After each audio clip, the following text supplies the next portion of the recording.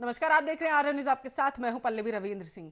सरकार और कृषि बिल के खिलाफ किसान आंदोलन लगातार विशाल रूप लेता जा रहा है। आपको बता दें, कहीं ट्रैक्टर रैली निकाली जा रही है तो वहीं 26 जनवरी को निकाले जाने वाली ट्रैक्टर परेड की रिहर्सल की जा रही है, जिसके लिए घर घर जाकर लोगों को जागरूक करने का काम भी किया जा रहा है। और आज की रैली के लिए महिलाओं का बड़ा जत्था भी ट्रैक्टर पर सवार होकर टिकरी बॉर्डर पहुंच चुका था। तो वहीं रैली को संबोधित करते हुए किसान नेताओं ने कहा कि मोदी सरकार 133 करोड़ लोगों की आवाज सुने बिना विभिन्न षड्यंत्रों को अपना रही है। इस मुद्दे को सुलझाने के लिए किसान संगठनों के साथ बातचीत चल रही है। और दूसरी तरफ केंद्रीय कृषि मंत्री और वाणिज्य मंत्री कह रहे हैं कि देश के किसान संगठन कृषि कानून के पक्ष में है। यह सरकार का दो तरफा रूप दर्शाता है। तो वहीं इस दौरान भारतीय किसान यूनियन के प्रवक्ता राकेश टिकैत ने कह डाला है कि हम सरकार को चेतावनी देने के लिए यह रैली निकाल रहे हैं। हम मई 2024 तक आंदोलन के लिए पूरी तरीके से तैयार हैं।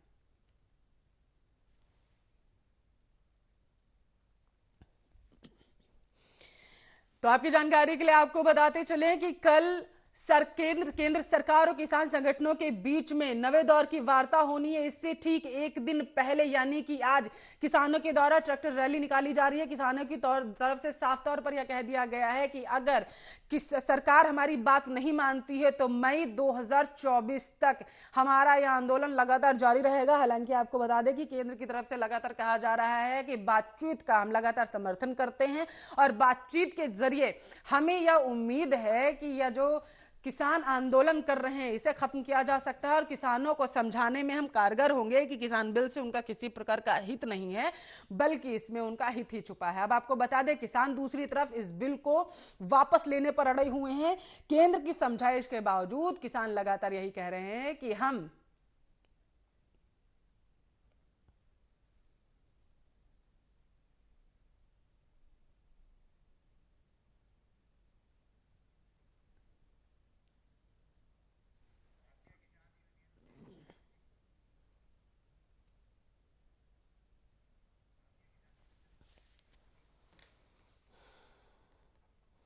तो आपको बता दें कि लगातार किसानों का प्रदर्शन लगातार जारी है। कल किसानों की केंद्र सरकार के से मीटिंग होनी है और उससे ठीक एक दिन पहले किसानों की तरफ से ट्रैक्टर मार्च निकाला गया है।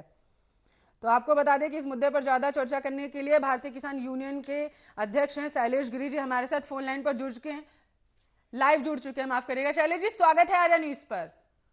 जी पल्लवी जी, आपका भी स्वागत। एक दिन पहले कल आप लोगों की मीटिंग होनी है केंद्र सरकार के साथ में, उससे ठीक एक दिन पहले आप लोग ट्रैक्टर मार्च निकाल रहे हैं। आगे की क्या रणनीति?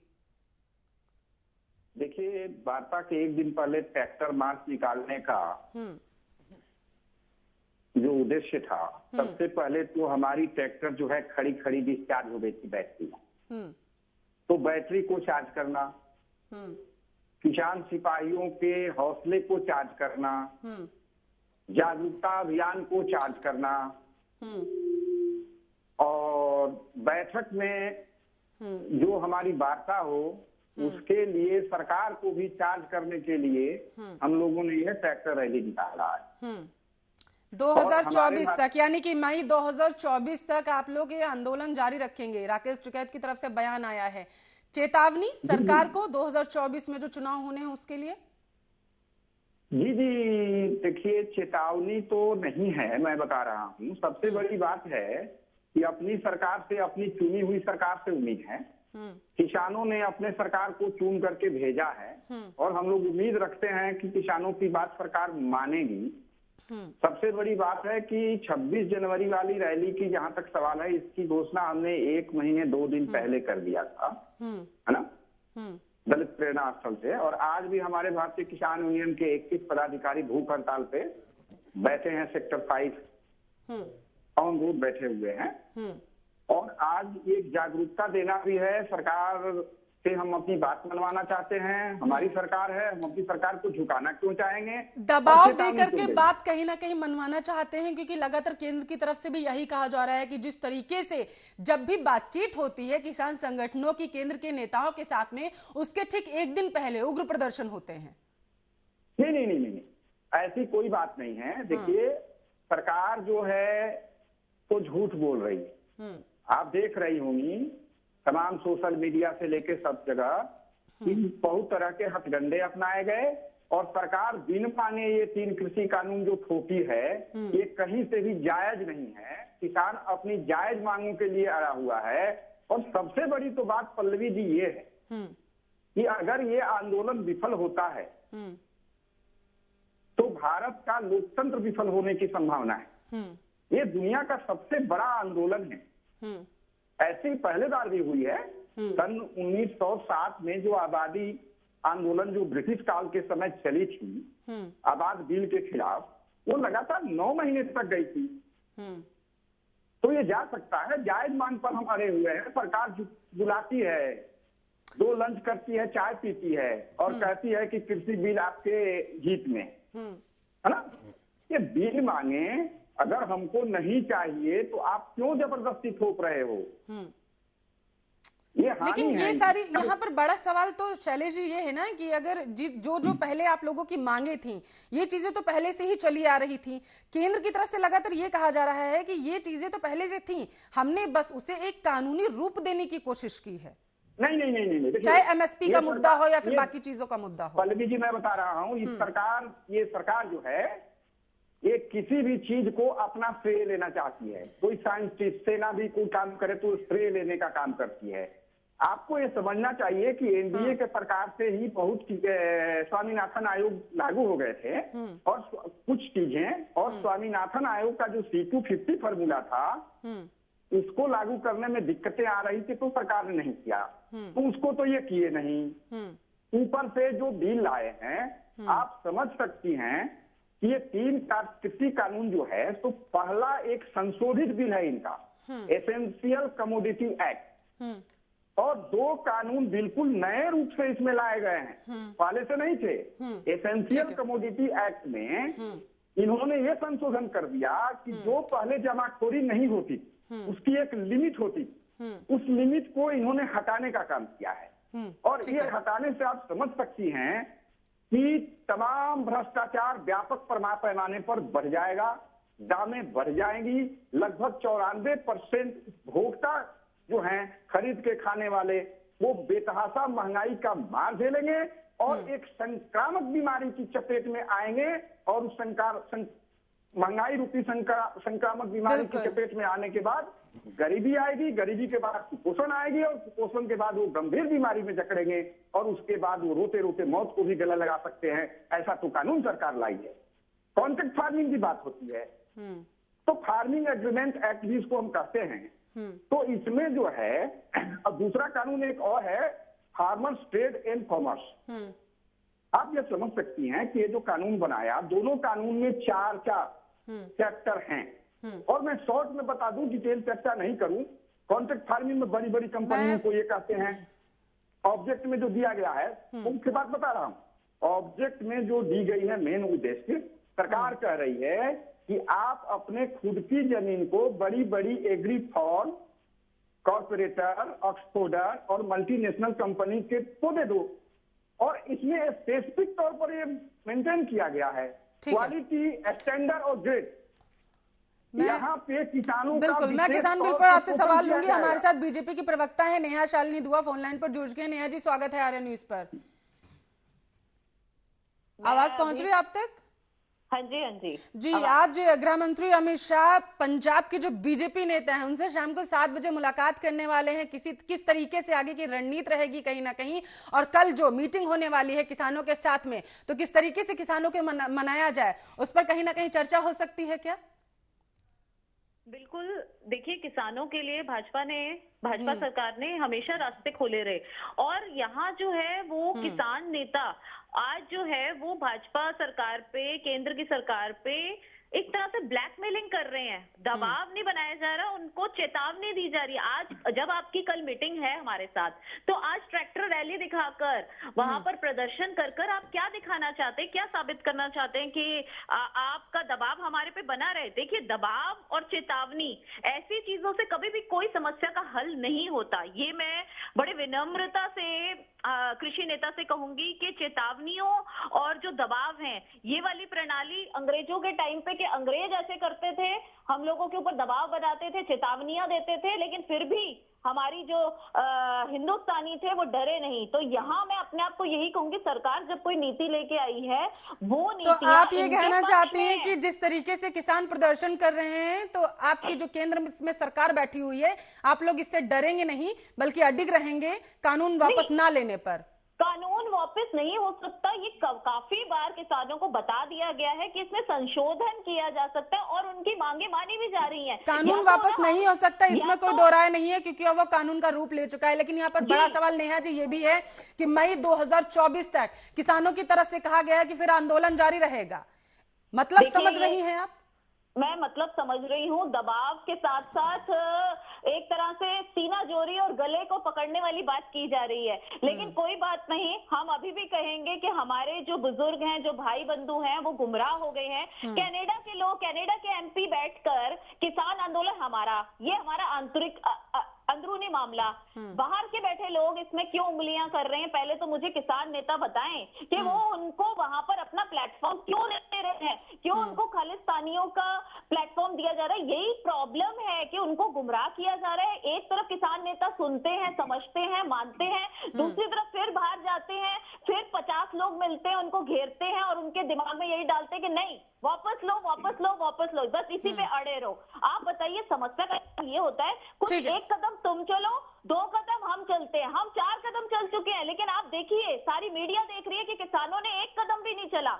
हम 4 कदम चल चुके हैं, ये 1 कदम भी नहीं चल रहे। तो ये तो एक हट वाली बात हो गई और सरकार पे दबाव नहीं, उसको गला दबाने वाली बात होगी। शैलेश जी, आप लोगों को बरगलाया गया है, ये कहना है नेहा शालिनी जी का। कह रहे हैं कि पहले कहीं ना कहीं उनका कहने का तात्पर्य ये है कि आप लोग पहले संशोधन करवाने की मांग कर रहे थे। आप लोग कह रहे थे कि आपको लिखित में आश्वासन दिया जाए, जैसे कोर्ट जाने की अनुमति नहीं थी इस पूरे कानून में जो किसान बिल लाया गया है, और आप लोगों को एमएसपी पर लिखित में आश्वासन नहीं मिला था। अब जो वो सारी चीजें आप लोगों को मिल गई, तो उसके बाद अब आप लोग कह रहे हैं कि नहीं, इस बिल को वापस लिया जाए। बरगलाहट की वजह से आपको बरगलाया गया, उसके बाद आप लोग कह रहे हैं कि कानून वापस लिया जाए। नेहा शालिनी दुआ जी का कहना है, जवाब दीजिए। देखिए पल्लवी जी, नेहा शालिनी जी ने जो आरोप लगाया है उसको मैं सिरे से खारिज करता हूँ। झूठ बोलने की आदत इन लोगों को है, और आदमी जब झूठ भी बोलता है ना तो कभी कभी सच बोल जाता है। जो इन्होंने बोल गया अपने बोलने के दरमियान, ये अंग्रेज सरकार की तुलना की, तो ये बात सच बोल दी है। ये बिल्कुल ब्रिटिश सरकार के तरफ दमनकारी नीति को अपना रहे हैं। हम लोग कहीं कोई संशोधन की मांग नहीं किए हैं, हम लोग कृषि बिल वापस करने की मांग किए हैं। ये नीति आप अपना रहे हैं, प्रेजेंटेशन आप कर रहे हैं, हम बिल्कुल नहीं अड़े हैं, हम बिल्कुल नहीं अड़े हुए हैं, कहीं नहीं अड़े हुए हैं। तो आप एक कदम चलिए ना, आप सरकार 4 कदम चलिए, आप भी एक कदम। शैलेश जी, मैं आपको यहाँ पर याद दिलाना चाहती हूँ, अभी आपने बोला कि आप लोगों ने बिल्कुल भी ये नहीं कहा था कि इसमें संशोधन किए जाएं या फिर लिखित में आपको किसी प्रकार का कोई आश्वासन दिया जाए। लेकिन आपको अगर सबसे पहले याद होगा, एमएसपी पर आप लोग लिखित में आश्वासन मांग रहे थे केंद्र से, जब गृह मंत्री ने आप लोगों को सिंधु बॉर्डर पर लोगों को लिखित में आश्वासन दिया था, ज्ञापन दिया था, आप लोगों से कहा था कि ठीक है, अब आप लोग सोच के बता दीजिए कि आगे की आप लोगों की क्या मांगे होंगी, उसके बाद हम लोग आगे बातचीत करेंगे। अगर और मांगे आपकी बढ़ती हैं तो हम समिति बनाएंगे ताकि आप लोगों को किसी तरीके की परेशानी ना हो। उस दरमियान उसके बाद आप लोगों ने क्या किया? भूख हड़ताल पे बैठ गए थे जाके। नहीं पल्लवी जी, क्या है मैं बता रहा हूँ, ये तो गुमराह किया जा रहा है ना आंदोलन को। मतलब ये आंदोलन की आड़ में एक तरह से सरकार के ऊपर दबाव और सरकार की गर्दन पकड़ी जा रही है। आप खुद सोचिए, आज इनके ये सारे कोई भी कानून जब बनता है, इनको भी पता होगा कानून रद्द नहीं होता, ये कानून की तौहीन होती है। कानून के अंदर संशोधन हो सकते हैं, आप रद्द करने का मतलब है आप कानून की तौहीन करें, आप कॉन्स्टिट्यूशन को मानते नहीं है, उसके अंदर आपका कोई विश्वास नहीं है, जो कि एक्सेप्टेबल नहीं है, ये कानून की तौहीन। ठीक है शैलेश जी, लगातार किसानों की तरफ से कहा जा रहा था कि संविधान का उल्लंघन किया गया है, जिस तरीके से केंद्र सरकार आनन फानन में ये बिल लेकर के आ चुकी है। अब नेहा शालिनी जुआ जी कह रही हैं कि देखिए कानून तो बन चुका था, अब अगर आप लोग इस चीज को नहीं मान रही हैं तो कहीं ना कहीं आप लोग संविधान का उल्लंघन कर रहे हैं। नहीं, हम लोग संविधान का उल्लंघन नहीं कर रहे। सबसे बड़ी सरकार जो है, लोकतंत्र के भारत की जनता 70% लोगों की भावनाओं का अनादर किया है। बिना कोई सलाह मशविरा किए जबरदस्ती कानून को थोपा गया है। और शालिनी जी हमको ये बता दें, पूरी कृषि बिल को मैं व्याख्या कर सकता हूँ स्पेशल प्लेटफॉर्म पर आकर के, और आप साबित कर दीजिए कि इस बिल से कहीं फायदा है। 15 हेडलाइन है, सरकार ने अमेंडमेंट के तहत सरकार दबाव डालकर अमेंडमेंट करना चाहिए, वापस नहीं देंगे, अमेंडमेंट करेंगे, उसमें सरकार ने 9 कमियां गिनाने का काम किया। ठीक है शैलेश जी, केंद्र की एक तरफ से मिनट, कहा जा रहा है कि बिल तो वापस नहीं होगा, बिल तो वापस नहीं होगा, ये केंद्र की तरफ से कहा जा रहा है क्योंकि वो कानून बन चुका है। अब आगे क्या? मैडम मेरी बात तो सुनिए। अमेंडमेंट के तहत नए कृषि बिल के 15 हेडलाइन में सरकार ने 9 कमियां मानी, किसान संगठनों ने 12 कमियां गिना दी, इसमें बचा कितना? 3 कमी। तो कपड़ा तो रफ्तू किया चलता ही नहीं है और देश का कानून रफ्तू किया हुआ चलेगा, इसको हटा के दूसरा कानून लाए ना। और एमएसपी की बात, एमएसपी को हम लोग लिखित गारंटी कभी नहीं मांगे हैं। हम लोग कहते हैं कि एमएसपी को कानूनी जामा पहनाइए और उस पर दंड का प्रावधान लाइए। शैलेश जी, आप मुझे सिर्फ इतना बताइए कि सरकार ने किसी की सर कनपट्टी पे किसानों की बंदूक नहीं रखी और कहा कि आप अपना माल मंडियों में नहीं बेच सकते या आप बाहर कॉर्पोरेट वालों को नहीं बेच सकते या आप कॉर्पोरेट वालों को ही बेचें। उन्होंने कहा आप मंडियों का प्रावधान चाहते हैं तो मंडियों में बेचें। आप कॉर्पोरेट का, आपको एक विकल्प अलग से दे दिया गया कि आप कॉर्पोरेट वालों को भी बेच सकते हैं। आप लोग इसी बात पे पहले अड़े रहे कि क्यों कॉर्पोरेट पे कॉर्पोरेट हमारी जमीन हड़प लेगा। सरकार ने इस बात को भी आपकी माना कि कोई जमीन नहीं हड़पेगी, आपकी मर्जी है, आप उन्हें बेचें या आढ़तियों को बेचें, ये आपकी मर्जी है। सरकार ने आपकी इस बात को माना। आपने बोला कि हमारा अनाज पड़ा पड़ा सड़ जाता था, सरकार ने कहा कि ठीक है कॉर्पोरेट वाले आपके एरिया में आके वहां पर कोल्ड स्टोरेज बनाएंगे, वहां पर आपका खरीद के रखेंगे और फिर उस हिसाब से जैसे जब बारिश आ जाती है या किसी कारण आप लोगों का खराब हो जाता है और सभी महंगा हो जाता है तो ये कॉर्पोरेट की जिम्मेवारी है, वो अपने आप वहां पर कोल्ड स्टोरेज में संभाल के रखेंगे। अब आप उसको कोल्ड स्टोरेज को भी ये बोल रहे हैं इससे क्या कहते हैं जो पूंजीपति है वो दबा के रखेंगे और काला बाजारी हो जाएगी। अरे भाई काला बाजारी मतलब वेस्ट हो जाए, चूहे खा जाए, सड़ जाए, लेकिन जनता के पेट में ना जाए, ये कहाँ की मतलब। आप मुझे इस बात पे थोड़ा सा मेरा शायद ज्ञान, क्योंकि मैं कृषि फैमिली से भी हो सकता है मेरा ज्ञान कम है, तो आप मुझे इस पे थोड़ा सा ज्ञान दे दीजिए ना कि ये गलत कहाँ है। चूहे खा जाए अच्छा है, इंसान के पेट में ना जाए, उसके लिए अगर कॉर्पोरेट आके आपके वहाँ कोल्ड स्टोरेज बनाता है तो उसे आप जमाखोरी का नाम दे रहे हैं। तो कहीं तो जीने दीजिए ना सरकार को भी और आप भी जिए और बाकी लोगों का भी सोचिए। आपकी प्रॉब्लम की वजह से जो आज इकोनॉमी का नुकसान हो रहा है, इकोनॉमी का नुकसान देश का नुकसान नहीं, और देश का नुकसान अगर किसान समझते हैं उनका नुकसान नहीं है तो कैसे वो किसान है। शैलेश जी, जितने दिनों से 26 नवंबर से जिस तरीके से लगातार किसान प्रदर्शन किए जा रहे हैं, आपको पता है देश को कितना ज्यादा नुकसान हुआ है? एक सर्वे के अनुसार 3700 करोड़ का नुकसान देश झेल चुका है अभी तक। जी ये 3700 करोड़ का, हेलो जी सुन पा रहे हैं आपको, बात पूरी करिए। का जो नुकसान देश झेल चुका है, इसके लिए माननीय प्रधानमंत्री और केंद्र सरकार जिम्मेवार है पूरे तौर पर। केंद्र सरकार बैठी हुई है ना धरने पे और लोगों को ब्लॉक कर रही है, लोगों के रास्ते हम ब्लॉक कर रहे हैं। हमने आपको प्रदर्शन के लिए मना नहीं किया, लेकिन आप लोगों के रास्ते क्यों ब्लॉक कर रहे हैं, आप मुझे बताइए। ठीक है नेहा जी, पूरी बात सुन लेते हैं। शैलेश जी बात पूरी करिए। उन्होंने कहा चूहे खा जाएंगे, ये सब भटकाने की बात है। ये आप जान जाइए कि एफसीआई गोदाम को धीरे धीरे प्राइवेट मंडियों के तहत खत्म कर दिया जाएगा और आगे बिचौलिया बैठाया गया है। उसके बाद जैसे देखिए प्राइवेट जियो आया, बीएसएनएल खत्म हो गया, प्राइवेट स्कूल आया, सरकारी स्कूल खत्म हो गया, प्राइवेट अस्पताल आया। शैलेश जी मैं आपसे एक बात को समझना चाहती हूँ, ठीक है सरकारी स्कूल खत्म हो गए हैं। ठीक है शैलेश जी मैं आपसे एक बात को समझना चाहती हूँ, सबसे पहले किसानों की क्या मांगे थी ये बताइए। सबसे पहले किसान पहले नंबर तो बिना मांगे ये कानून लाए हैं, किसानों से इसकी बैठक करनी चाहिए, अब कानून आ चुका है। अब मुझे ये बताइए जिस तरीके से प्रदर्शन हो रहा था, सबसे पहले किसानों की क्या मांगे थी? किसानों की मांग है C250 ये दे ना दे, स्वामीनाथन आयोग का C250 दे दे, कहाँ दिए हैं? नहीं दिए हैं, वही तो एमएसपी की कानून है। शैलेश जी सबसे पहले किसानों की क्या क्या मांगी थी, उनकी क्या क्या उन्होंने संशोधन करने की बातचीत कही थी, मैं आपसे ये जानना चाहती हूँ। संशोधन कुछ नहीं, एमएसपी को हम लोग कृषि कानून को वापस करना, संशोधन एमएसपी जो है उसको कानूनी जामा पहनाना और उस पर दंड का प्रावधान करना, कृषि आयोग का गठन करना, यही हमारी मांग रही है। ठीक है अब मैं आपको बताती हूँ, एपीएमसी पे, एमएसपी पे आप लोग लिखित में आश्वासन मांग रहे थे। उसके बाद कोर्ट जाने की अनुमति जिस तरीके से आपको इसमें नहीं दी गई थी, आप लोगों ने उस पर लिखित में मांगा था कि आप लोगों को वो चाहिए। और ये जो अमली जामा आप कानून में पहनाने की बात कर रहे हैं, इसकी भी आप लोगों ने आश्वासन मांगा था कि हमें लिखित में देना चाहिए।